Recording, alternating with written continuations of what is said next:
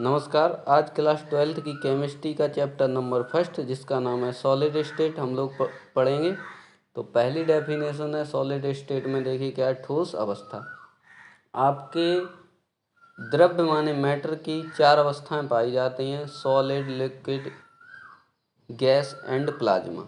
तो हम आज पहली पढ़ेंगे सॉलिड स्टेट, ठोस अवस्था। तो ठोस अवस्था में देखिए क्या है, पदार्थ की वह अवस्था जिसमें उसके कण, परमाणु हों, अणु हों या आयन हों, एक दूसरे से प्रबल आकर्षण बल द्वारा जुड़े होते हैं।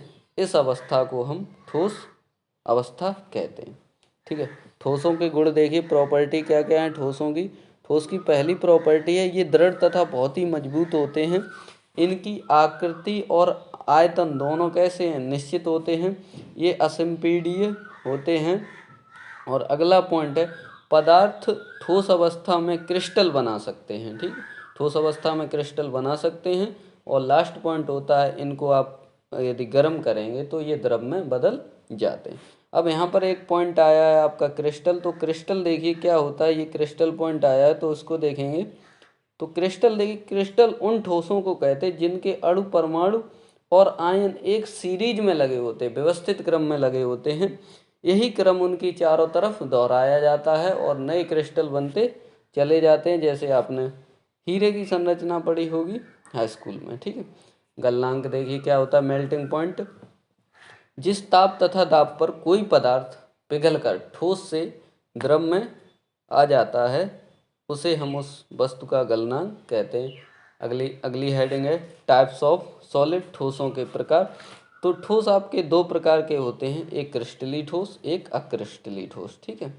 क्रिस्टली क्या होता है वो हम आपको ऊपर बता ही चुके हैं, फिर भी आप देख लीजिए डेफिनेशन क्या होती है क्रिस्टली ठोस की। वे ठोस पदार्थ जिनके कणों की 3D संरचना निश्चित ज्यामिति या निश्चित व्यवस्थित क्रम में जिनके कण जुड़े होते हैं, इन कणों के बीच की जो दूरी है वो लगभग व्यवस्थित होती है, दीर्घ परास में पाई जाती है, क्रिस्टली ठोस कहलाते हैं। क्रिस्टली ठोस को ही हम वास्तविक ठोस कहते हैं। जैसे आपके नमक NaCl की संरचना देखेंगे तो उसमें आपको कणों के बीच जो आपका परास होगी वो व्यवस्थित होगी। Na2SO4 की संरचना देखेंगे, शक्कर की संरचना देखेंगे, क्वार्टेज की संरचना देखेंगे, चित्र बनाएंगे हम क्वार्टेज का। ठीक है। यहाँ नीचे आपको चित्र मिलेगा क्वार्टेज का। कुछ प्रॉपर्टी हैं इनकी, देखिए इनके गलनांक निश्चित होते हैं और इनकी संरचनाएं में बाह्य बल द्वारा कोई विकृति नहीं होती है। मतलब ये 3 डायमेंशनल होते हैं, इन पर आप बाह्य बल लगाएंगे तो उससे आपकी इनकी संरचना में कोई बदलाव नहीं कर सकते।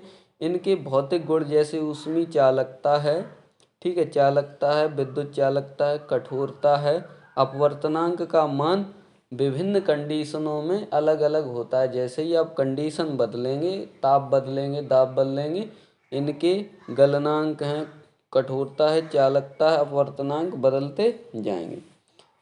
ठीक है। एक इसमें आया विषम दैशिकता क्या होता है। विषम देखिए जिन पदार्थों के गुण विभिन्न अवस्थाओं में, कंडीशनों में, प्रत्येक कंडीशन में बदल जाते हैं, उन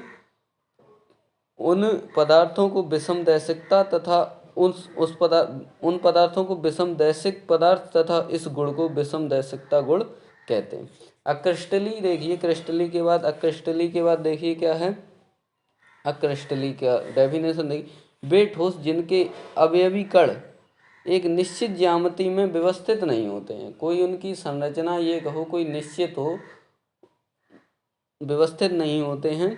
इनके बीच बहुत कम दूरी पाई जाती है, लघु परास पाई जाती है, ये अक्रिस्टली ठोस कहलाते हैं। यह उदाहरण आपको कांच की संरचना में देखने को मिलेगा, प्लास्टिक में, रबड़ में, रेजिन में। तो ये सब हमारे अक्रिस्टली ठोस हैं। इनके कण एक निश्चित आकृति या निश्चित संरचना में नहीं एक दूसरे से जुड़े होते हैं। कांच की संरचना का चित्र बनाएंगे और देखिए जो अक्रिस्टली ठोस होते हैं उनके कण द्रव के कणों को, जैसे आपका कोई द्रव लिक्विड है उसके कणों के समान व्यवस्थित होते हैं। चित्र देखेंगे दोनों, देखिए क्या है, नंबर 1 चित्र आप बनाएंगे यहाँ से। ये है हमारा देखिए चित्र क्रिस्टली ठोस का। ये देखिए एक दूसरे से एक निश्चित क्रम में और निश्चित आकृति द्वारा जुड़े हैं। दूसरा चित्र है क्रिस्टली का, जो देखिए एक अनिश्चित आकृति द्वारा लघु परास में जुड़े हुए। धन्यवाद, आज के लिए इतना ही।